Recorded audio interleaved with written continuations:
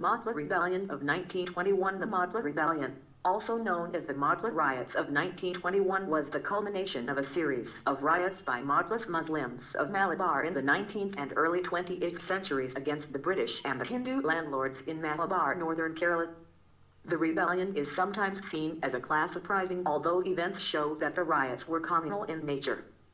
Background of Moplah Rebellion: Muslims had arrived in Kerala in the 9th century AD as traders via the Arabian Sea, even before North India was invaded by Muslim armies from the west. They were given permission to carry on trade and settle by the native rulers. Many of them married local women, and their descendants came to be called Moplahs, which means son-in-law in Malayalam. Most Moplahs were, however, not descended from the Arabs and were predominantly converted Hindus during Tipu Sultan's capture of Malabar. Before Tipu Sultan's attack on Malabar, in the traditional land system in Malabar, the Jemai, or the landlord, held the land which was let out to others for farming. There were mainly 3 hierarchical levels of ownership, including the cultivator, and each of them took a share of the produce. The Moplahs were mostly cultivators of the land under this system, and the Jemais were upper caste Hindus.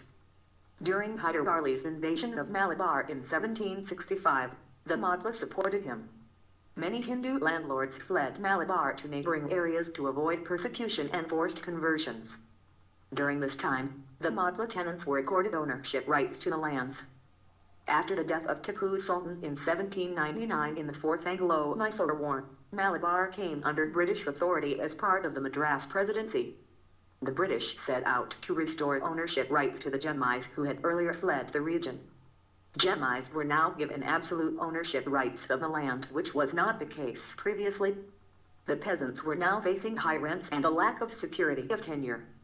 This caused a series of riots by the Moplahs starting from 1836.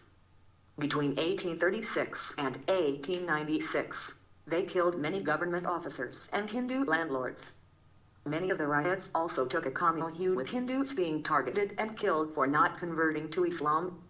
Moplah Rebellion of 1921. The course of Moplah Rebellion. The Caliphate movement had started in 1919 in India in support of the restoration of the Caliphate in Turkey. The Indian National Congress was aligned with it. The Caliphate meetings in Malabar incited communal feelings among the Moplahs, and it became a movement directed against the British as well as the Hindu landlords of Malabar. There was large-scale violence which saw systematic persecution of Hindus and British officials. Many homes and temples were destroyed. The prominent leaders of the rebellion were Ali Musalyar and Variankana Kanjahat Haji.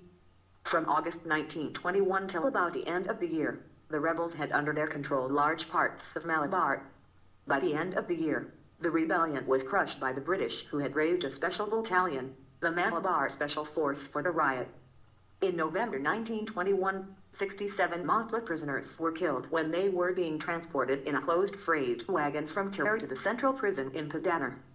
They died of suffocation. This event is called the Wagon Tragedy. Assessment of the Moplah Rebellion. Consequences of Moplah Rebellion. The Moplah Rebellion was a failure because of the communal element in it. What could have been a revolt against the British became an anti-Hindu movement.